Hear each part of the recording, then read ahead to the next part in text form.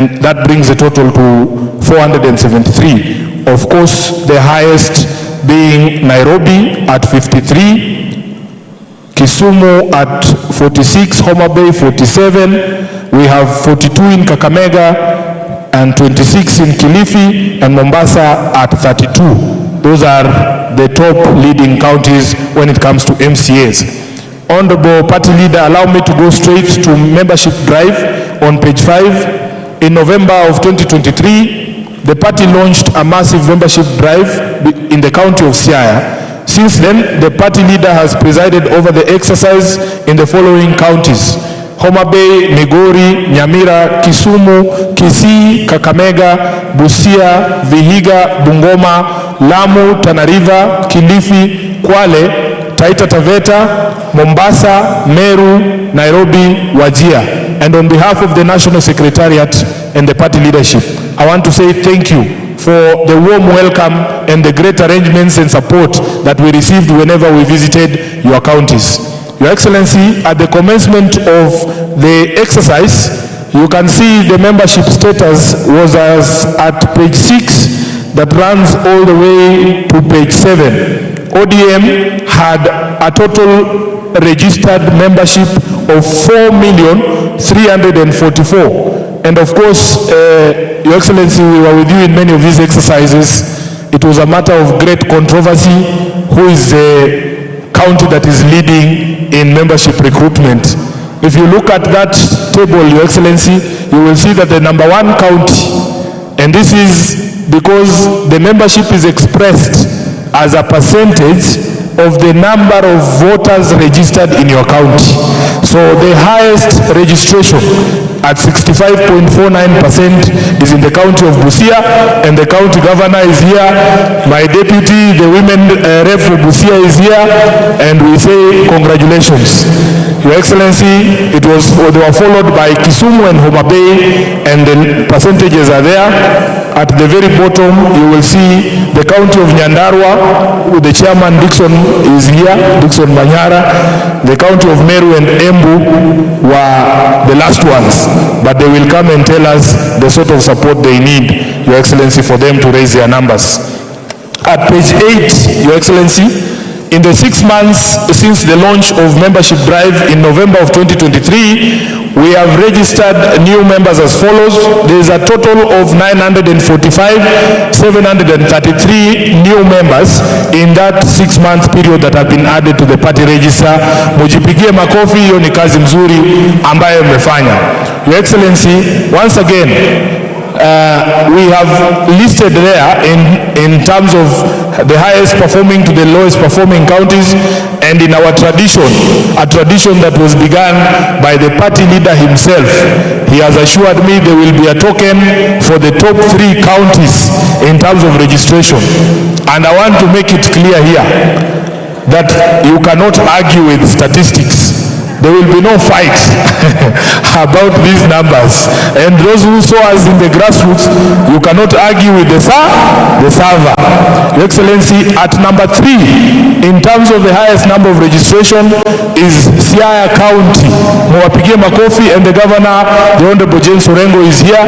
Siaya registered a total of 103,564 new members to ODM. They are followed very closely by Homa Bay, at 157,327, and of course the chairman is here. Chairman, well done. And of course number one, Nairobi oye, Nairobi oye. Nairobi, Your Excellency, we were able to register 167,702, and my chairman, Honorable George Aladwa, is here. Well done, Chairman. Well done to the members of Nairobi. Members of Nairobi, simameni for glory, bwana. Hey, Nairobi. Yeah. Asante sana. Your Excellency, we flip over to page 9. On number 6, on electoral justice reforms and dialogue with the Kenya Kwanza regime. Following the electoral coup perpetrated by the Independent Electoral and Boundaries Commission and the decision by the Supreme Court of Kenya to uphold the same. The party within the coalition called Azimio embarked on a program of spearheading the pursuit of electoral justice and resistance of the Kenya Kwanza regime's government's political and economic misgovernance. Azimio's irreducible minimum agenda included, number one, addressing the high and escalating cost of living, audit of the 2022 presidential elections, restructuring and reconstitution of the IEBC, and respect for multi-party democracy. Your Excellency, the highlights included peaceful and unarmed processions, boycotts and picketing. And as you have seen from the presentation from the ODM media team, the regime's response was always brutal, unlawful and unconstitutional. Giving peaceful resolution of these genuine grievances a chance, the coalition agreed to 2 sets of bipartisan national dialogue. The first dialogue, initiated in May 2023, collapsed following the regime's recalcitrant position and the callous manner with which it treated the talks. As a result, therefore, the coalition resumed mass action program that ran through to July 2023. And Your Excellency, I remain eternally grateful that you made me part of that initial effort to have this conversation that then collapsed because of the lack of seriousness on the part of members of the Kenya Kwanza delegation. In July of 2023, at the request of the Kenya Kwanza regime, a new phase of dialogue was initiated, co-chaired by His Excellency Kalonzo Musyoka and Honorable Kimani Ichung'wah. The committee, designated as a National Dialogue Committee, was more encompassing and accepted views from a broad range of the Kenyan public. In November of 2023, NADCO completed its work and submitted its report to both houses of parliament. The report was similarly handed formally to the 2 respective coalition leaders in February of 2024. Apart from the matter of addressing the high cost of living, both coalitions were able to agree on all other agenda. The report of NADCO has since been tabled, debated and unanimously adopted in both the National Assembly and the Senate. Resulting therefrom, 9 parliamentary bills have been drafted and are awaiting enactment. Your Excellency, we will confirm from the Senate that in fact those bills are now on the order paper as from yesterday. Number 7, on disciplinary matters. The disciplinary committee conducted hearings against members of the party as indicated below. 4 special elect members of the Kisumu County Assembly at number 1, and then at number 2, 3 members of the National Assembly. At number 3, 7 members of Parliament, including Senator Professor Ojienda and others. The disciplinary committee took the members of NEC through the process they undertook in conducting the hearings in strict adherence to the provisions of the Constitution of Kenya, the Fair Administrative Actions Act, the Party Constitution and the Disciplinary Committee Practice and Procedure Rules 2022. After lengthy deliberations on the report and its recommendations and taking into consideration the nature of the allegations, the evidence adduced and the general conduct of the accused members, the National Executive Committee made the following recommendations: that the following honorable members' nomination to the Kisumu County Assembly be revoked for gross misconduct. That was Honorable Caroline Apar, Honorable Kennedy Ajuang, Peter Henry Obaso, and Honorable Regina Kizito. That Honorable Esther Passaris be reprimanded for her outright defiance of the party position on the Finance Bill 2023, tender a written apology, and pay a fine of 250,000 Kenya shillings. That Honorable Mark Nyamita, Honorable Paul Abor be reprimanded and pay a fine of 1 million shillings each, and be barred from holding any elective or appointive office within the ODM party for the next 12 months. That the following members, by dint of their conduct, be deemed to have resigned from the party. Number 1, the Honorable Tom Ojienda, the Honorable Elisha Odhiambo, the Honorable Karoli Omondi, the Honorable Gideon Ochanda, and the Honorable Felix Odiwuor Kode alias Jalas.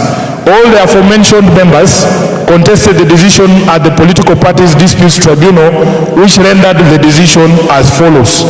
Number 1, that the party was right in deeming the members to have resigned from the party. That the provision in the party constitution that requires representation at the disciplinary committee only by party members is unconstitutional. And Your Excellency, this has informed some of the proposals to change our constitution that the NGC will be ratifying today. Number 3, that the party's disciplinary committee is not legally constituted, as its chairperson, a professor at the public university, is a public officer and therefore not eligible to hold an office in the party, in a political party, which is a decision that was contested, Mr. Honorable Party Leader, and it will inform some of the deliberations at this NGC. Your Excellency, allow me to proceed to conclude with the challenges we have faced as the national leadership of a party in the period under review. The Political Parties Act 2011 provides for registration, management, funding, and the registration of political parties, among other things. On funding, it specifically provides that not less than 0.3% of annual revenue, of the total national revenue, shall be allocated to the political parties fund, of which 5% shall be utilized by the Office of the Registrar of Political Parties for administration, and 95% shared to qualified political parties based on their strength. The Kenya Kwanza regime has continued to violate this provision with impunity, thereby curtailing our capacity to fund our activities. Since assuming power 2 years ago, the Kenya Kwanza regime has honed its ability to stifle political parties of the funds provided by statute. And I will give you an example, Your Excellency.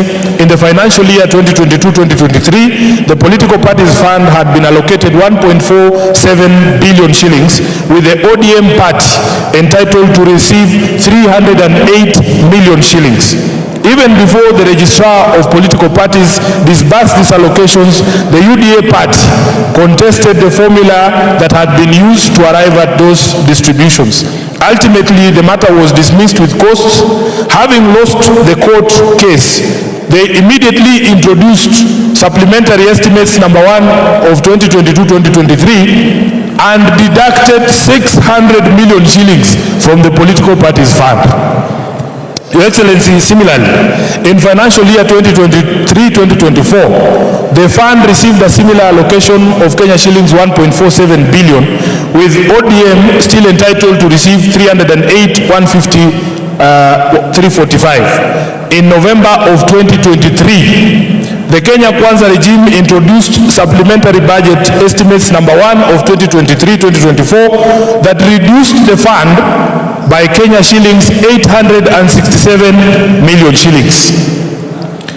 This reduction resulted in our allocation decreasing by 181 million Kenya shillings, and the treasurer of the party will be giving you further details on this particular move.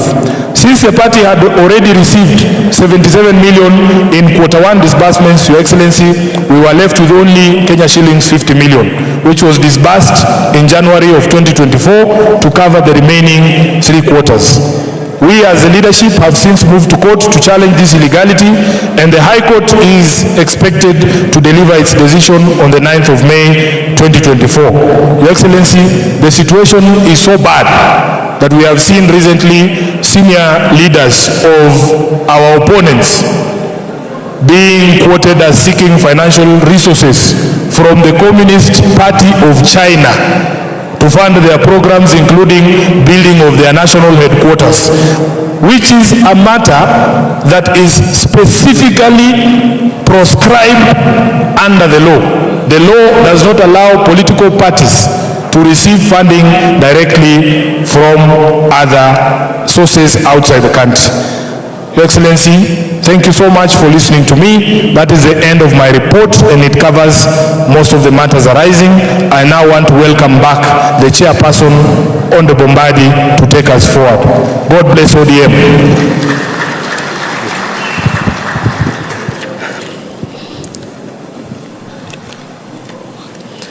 At this juncture, honorable delegates, allow me to read the resolution to adopt the Secretary General's report.